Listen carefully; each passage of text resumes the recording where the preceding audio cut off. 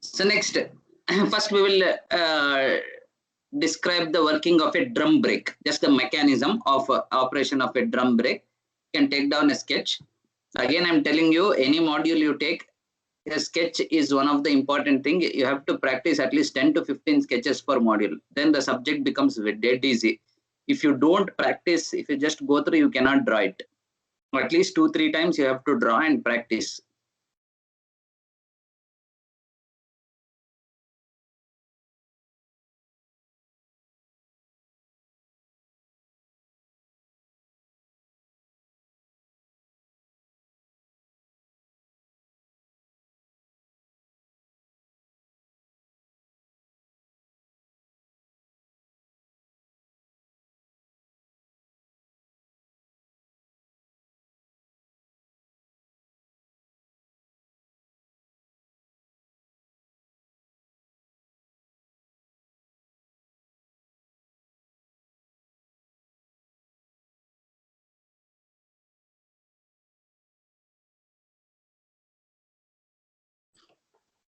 Okay.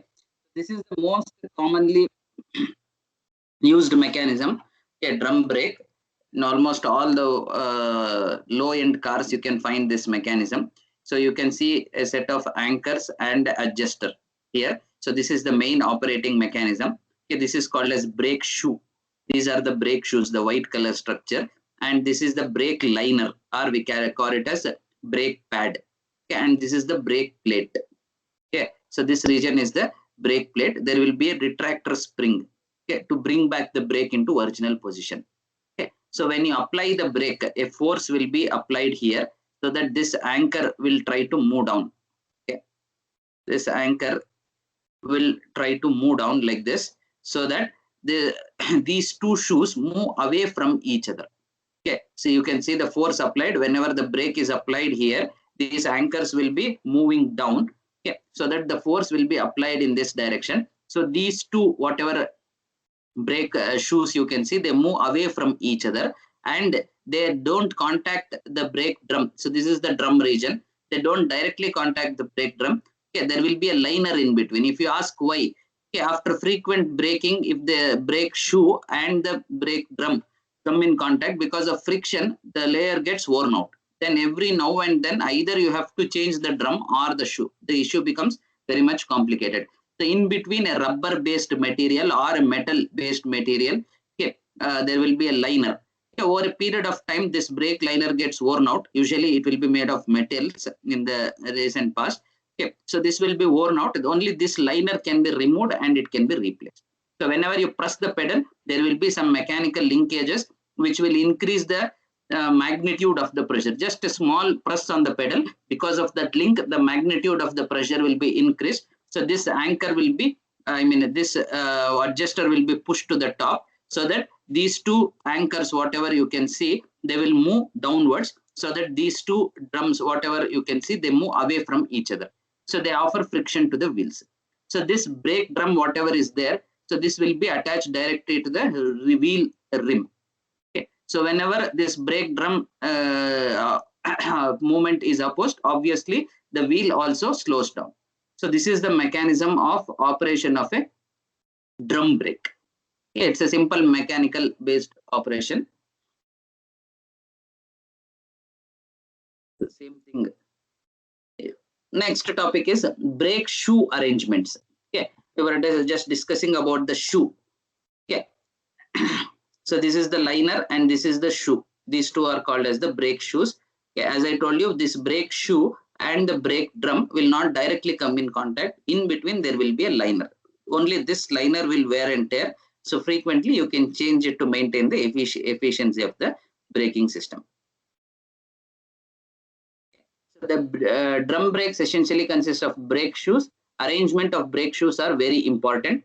The relative braking torque acting at the brake shoes for the same force applied by the pedal changes depending on whether expander, which forces the brake shoe, is fixed to back plate or kept floating. So there are two types of expanders. One is floating type and the fixed type. The braking efficiency depends on which type we are using. Okay.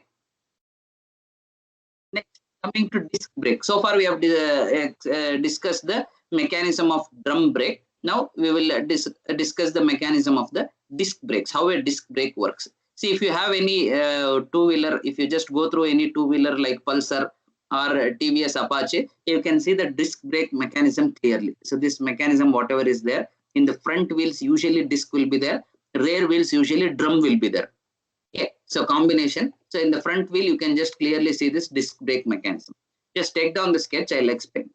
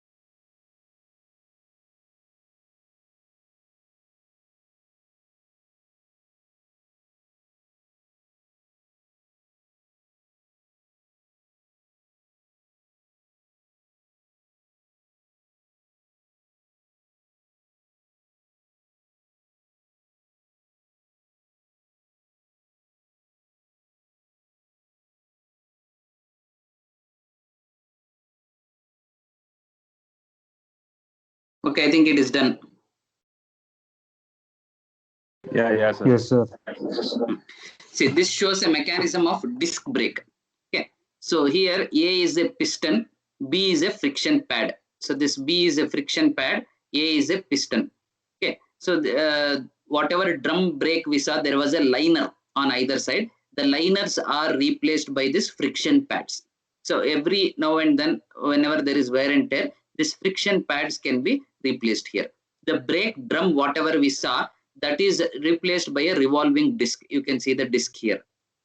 Once again, I'll explain you. So in a drum brake system, we saw the liners. Instead of liners, we have two friction pads here. Okay, instead of the drum, we have a revolving disc here. Okay, so this is a revolving disc. Okay, this revolving disc, this entire mechanism is in turn connected to the wheel. Here we will be having our wheel. Okay, so whenever you apply the brake, so I have taken an example of hydraulic braking mechanism here. The oil will be pressurized into the cylinders.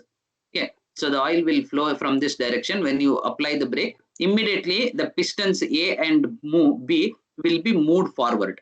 Okay, when they move forward, what happens? This is the revolving disc. They will hit the revolving disc so that the disc suddenly locks.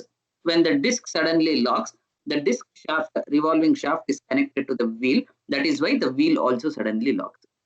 I'll give you one more better example for understanding. You just take a two-wheeler which has a drum brake at the front. For example, Honda Activa. Just apply the front brake at a speed of 30 or 40. The vehicle will slow down normally. With the same speed, you take a disc brake like Pulsar-like vehicle, apply the front brake at 40 or 50, it will stop immediately.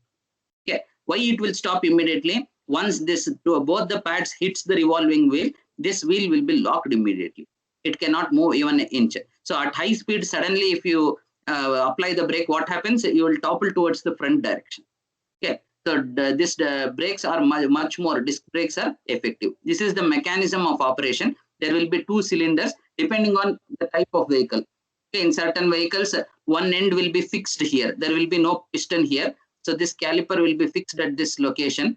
Okay, so this is also fixed. Only one will be, usually in 2-wheelers, only one piston will be working. Whenever you apply brake, but this piston will go and hit so that the vehicle stops. Okay, so this is the mechanism of disc brake. I hope you are understanding the concept of drum and disc and its components, how it works. Is it clear? Yes, sir. Yes, sir. Okay.